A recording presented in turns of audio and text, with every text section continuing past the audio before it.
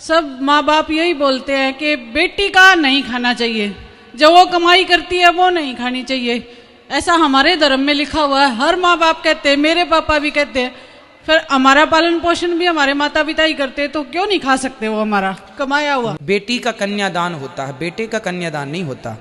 इसलिए जो दान दे, हमने ये वस्तु उठा के आपको दान कर दी, अब देने के बाद फिर इस पर हमारा कोई अधिकार नहीं रहा। आपको कौन सा अर्थ नहीं है तो अर्थ उचित नहीं लगता ना। मैं आपको जो कह रहा हूँ वो लिखा हुआ कह रहा हूँ। भागवत जी में कहो तो मैं अभी दिखा दूं लिखा हुआ। हमने भी पढ़ा है। हाँ हमने भी पढ़ा है। यदि ऐसा है तो आज आप पढ़ के आते फिर। हाँ नहीं, हमने तो बोले ही नहीं कि आप सभी चैनल को सब्सक्राइब कर लीजिएगा।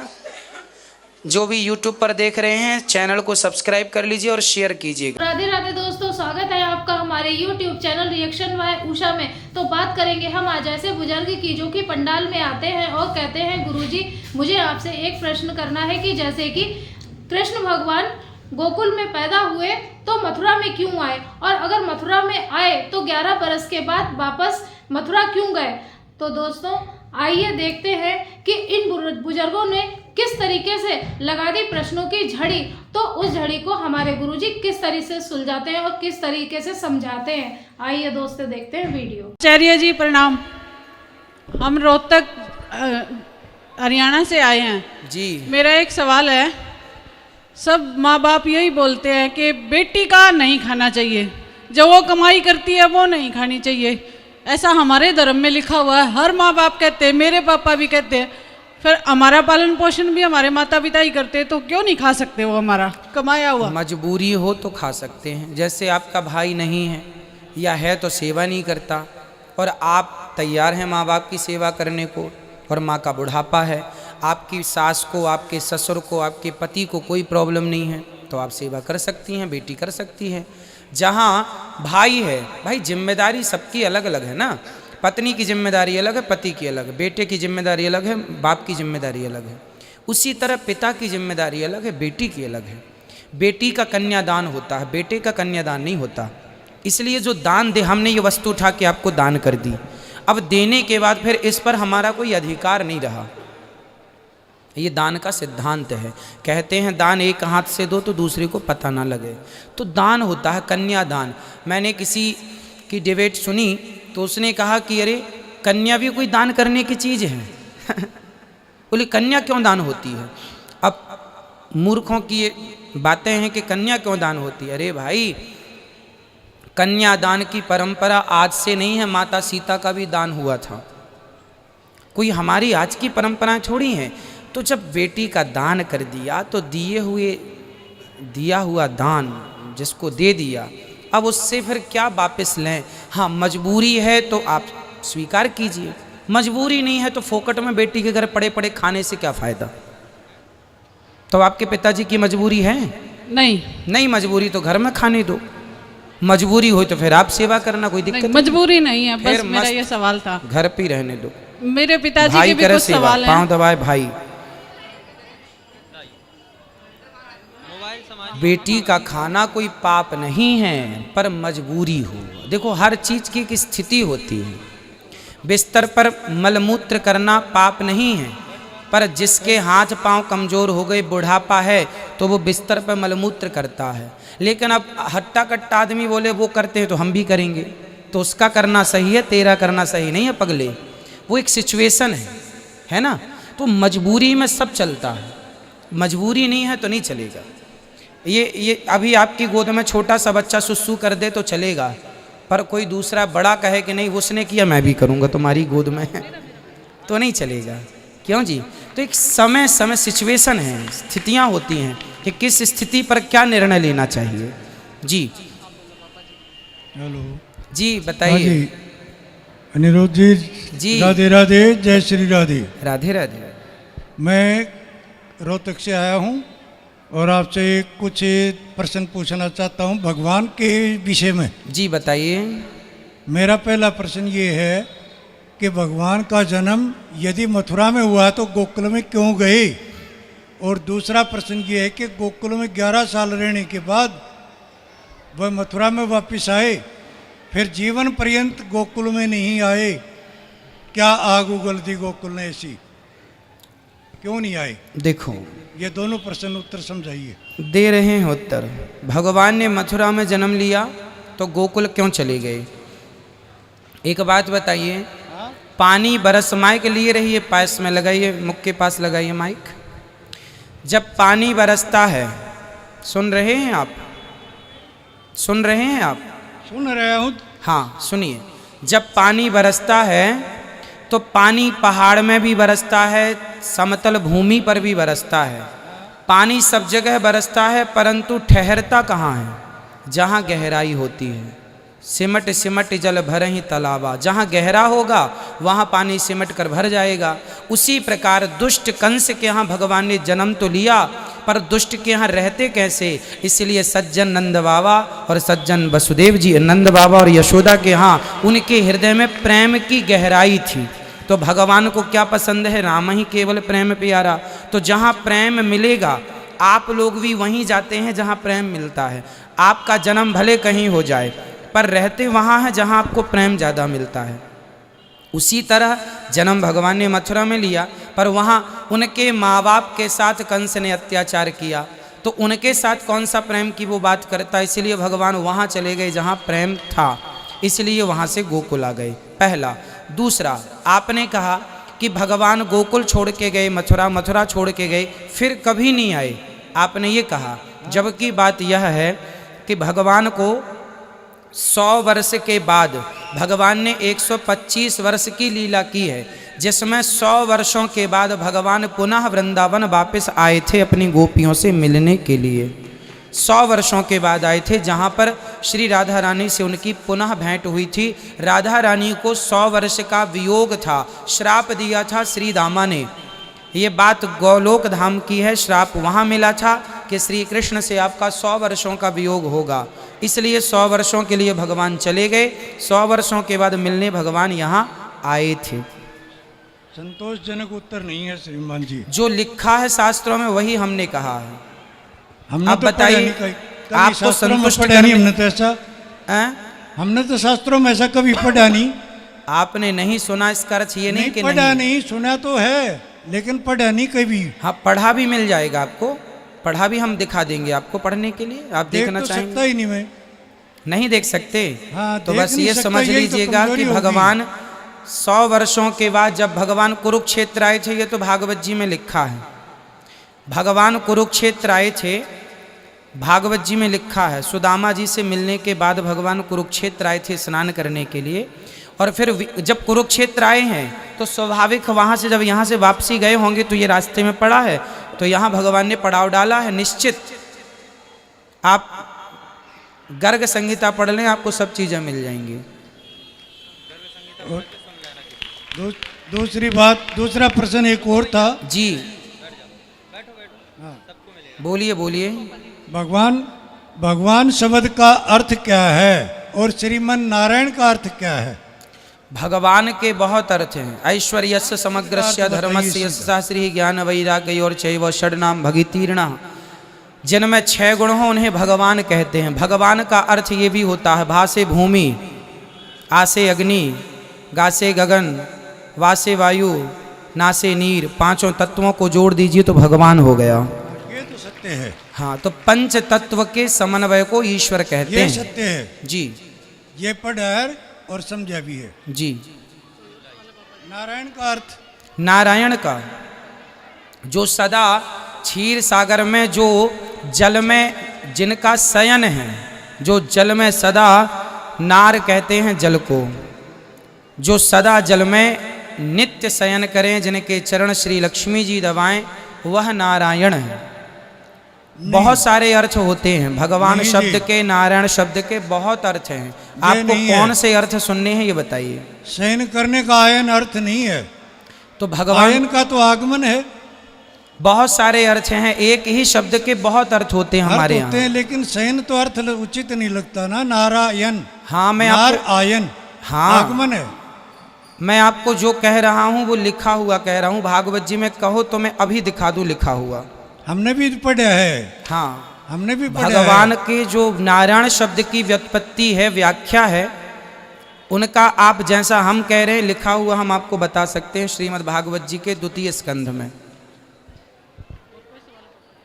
भगवान कभी गर्भ से जन्म लेता है या नहीं लेता है? भगवान सदा प्रकट होते हैं, इसलिए लिखा है भय प्रकट कृपाला दीन दयाला कौशल्या हितकारी। यदि ऐसा है तो आज आपने भगवान राम से वरदान दिवाया माता कैकेयी को, ठीक है। कि मैं तेरे गर्भ से जन्म लूंगा लेकिन दूध ही नहीं पीऊंगा। हाँ, तो फिर गर्भ में कैसे पैदा कैसे हुआ? भाई गर्भ का अर्थ केवल पेट नहीं होता सरकार।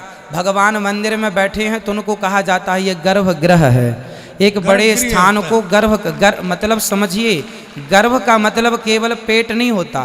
विष्णु सर्व गुहाशया निशीथे तमुद्भूते जायमाने जनार्दने देवक्याम देव रूपिण्याम विष्णु सर्व गुहाशया।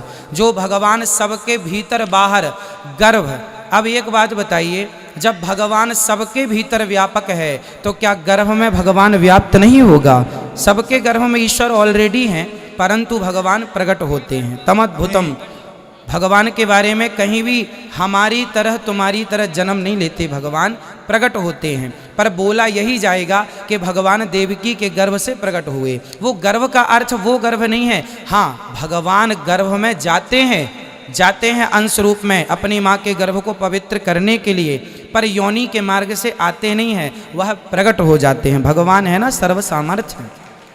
यही तो वेद मंत्र है, प्रजापति सरति गर्भे अंतर्जायमानो जी बहुधा विजायते। जी, जब वो गर्भ में आता है तभी तो लिखा है ये। हाँ, तो गर्भ में भगवान प्रवेश करते हैं केवल माँ के गर्भ को पवित्र करने के लिए, पर योनि से प्रकट नहीं होते हमारी तरह, आपकी तरह।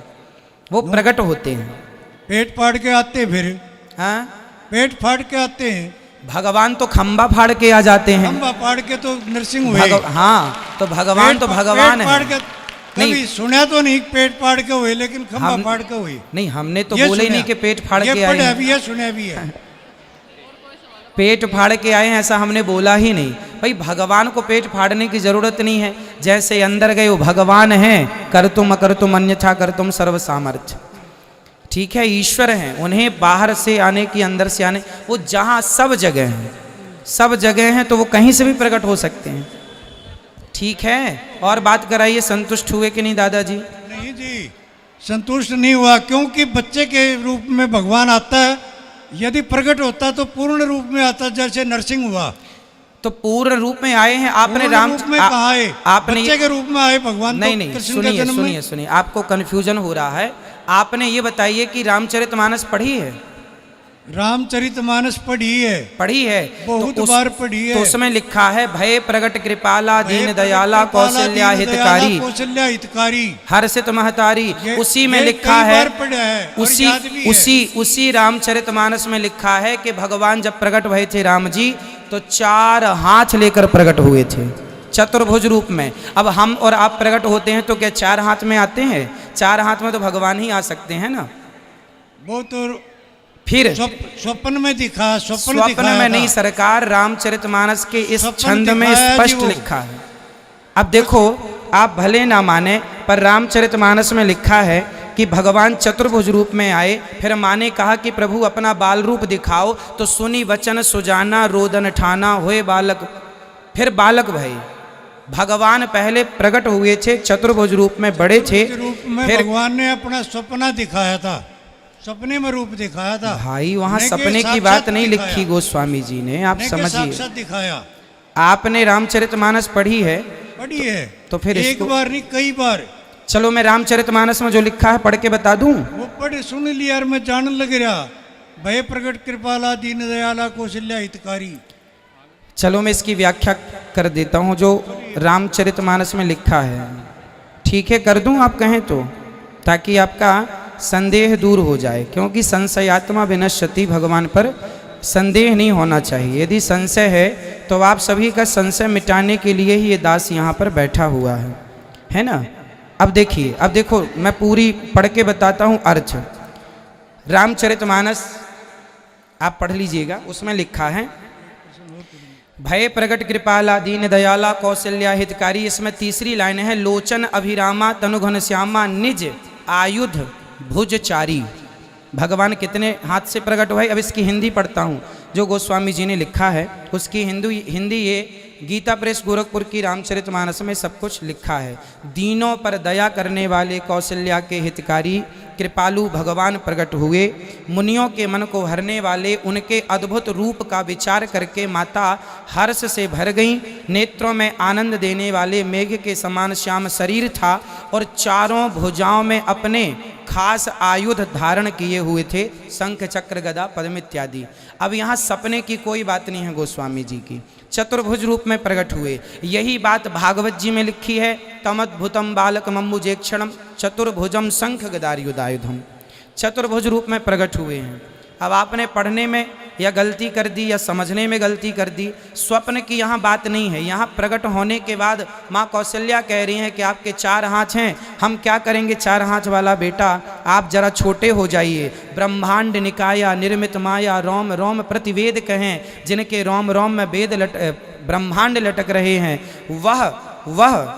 वह प्रकट हुए हैं। फिर माता पुनि बोली सोमति डोली तजऊं तात यह रूपा, हे प्रभु अब यह रूप त्याग दो और फिर क्या करो कि जय शिशु लीला, शिशु मतलब बच्चों की लीला करो, प्रिय जो प्रिय लगने वाली है। तब भगवान ने सुनी बचन सुजाना रोदन ठाना, भगवान ने अपना चतुर्भुज रूप त्याग करके छोटे से बच्चों की तरह लीला करने लगे, जिससे माता को सुख प्राप्त हो जाए। ये व्याख्या है जो आप पढ़ सकते हैं रामचरितमानस में। अब फिर भी आप ना समझें ना माने तो फिर हम कुछ नहीं कर सकते। एक प्रश्न और रह गया मेरा जी, एक प्रश्न और रह गया। गीता का एक श्लोक आता है, वासंसि जीर्णानि जथा विहाय नवानि गृह्णाति नरो प्राणी, ठीक है, तथैव जीवांश लोके शरीरा अनन्यानि संयाति नवानि देह। ठीक है। एक बच्चा पैदा होता है और वह जन्म लेने के 1 मिनट बाद या 1 घंटे बाद एक्सपायर हो जाता है। हाँ। तो नया कपड़ा पहन के आया था, पुराना तो नहीं हुआ, कैसे गया?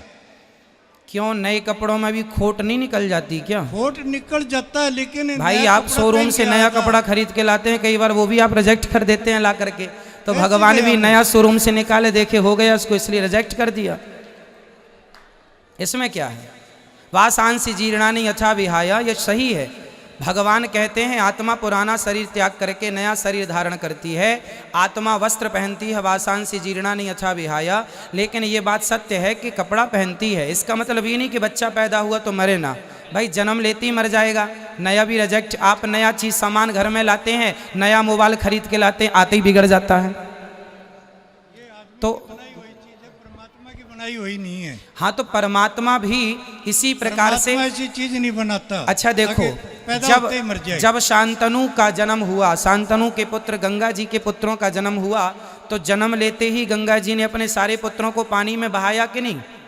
क्यों बहाया था? इसलिए बहाया था क्योंकि उनकी आयु उतनी ही थी। भाई 1 दिन की आयु किसी को मिली है तो 1 दिन के लिए ही शरीर धारण करेगा ना वो। किसी को 100 साल की मिली, किसी को 80 साल की मिली, किसी को 10 साल की मिली, किसी को 5 साल की मिली, ये तो ईश्वर तय करेंगे। पुत्र आप लौकिक दृष्टि से बता रहे, आध्यात्मिक दृष्टि से बताइए, गंगा ने कैसे बहा दिया, कहाँ बहाई? भाई गंगा जी के पुत्रों को, आध्यात्मिक दृष्टि से बताइए आप। पितामह भीष्म 8वें पुत्र हुए हैं। पिता में भीष्म तो 8वें हुए, कृष्ण जी उसके भी पहले 8वें हुए जितने थे। बच्चे हुए माता गंगा जी के, सारे पुत्रों को उन्होंने विसर्जित किया था, ऐसा शास्त्रों में लिखा है। अब आप शास्त्रों की माने तो हम बात करें आपसे, माने ही ना तो बात करने से फायदा नहीं है। तो देखा दोस्तों कि आज की वीडियो में हमारे गुरुजी ने किस तरीके से उन बुजुर्गों को समझाया कि जैसे कि भगवान ने मथुरा में जन्म लिया और वो गोकुल आए 11 साल के बाद, फिर वापस मथुरा क्यों गए। तो दोस्तों जैसे कि हमारे गुरुजी ने समझाया कि बारिश हर जगह होती है, ऊंचाई पे, निचाई पे, पहाड़ पे और झीलों झरनों से, हर तरीके से हर जगह से पानी आता है, लेकिन पानी ठहरता कहाँ पर है? जहाँ पे हमें गहराई या गड्ढा दिखाई देता है। तो इसी तरीके से हमारे गुरुजी ने एग्जाम्पल के तौर पे समझाया कि जैसे जहाँ इंसान को प्यार मोहब्बत मिलता है, इंसान वही रहना पसंद करता है। वही हमारे भगवान का हाल था कि पहले जब उन्होंने मथुरा में जन्म लिया तो उन्हें अपने यशोदा मैया और बाबा नंद के पास ही रहना था। वहाँ उन्हें अच्छे से प्यार मोहब्बत मिला और लालन पालन हुआ। उसी तरीके से वापस उन्हें अपने वासुदेव और देवकी माता के पास भी आना था, जहाँ पर उन्हें बहुत सारा प्यार, या जो उनकी मैया जिनका प्यार वापस मिलने को रह गया, वहाँ गए।